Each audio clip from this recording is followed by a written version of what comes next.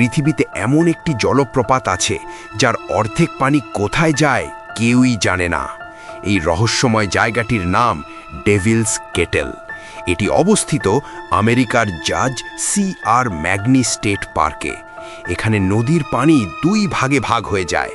এক ভাগ সাধারণ জলপ্রপাতের মতো নিচে পড়ে, কিন্তু অন্য ভাগ একটি বিশাল গর্তের ভেতরে ঢুকে সম্পূর্ণ অদৃশ্য হয়ে যায়।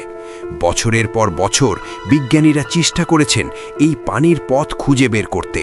কেউ রং ঢেলেছে, কেউ বল ফেলেছে, কেউ কাঠ ছুঁড়েছে সেই গর্তে, কিন্তু আশ্চর্যের বিষয় কিছুই আর কখনো দেখা যায়নি।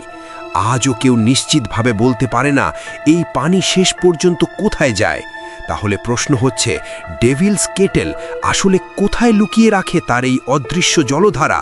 মাটির নিচের অজানা গুহা, নাকি কোনো অদৃশ্য ভূগর্ভস্থ নদী? আপনার কি মনে হয়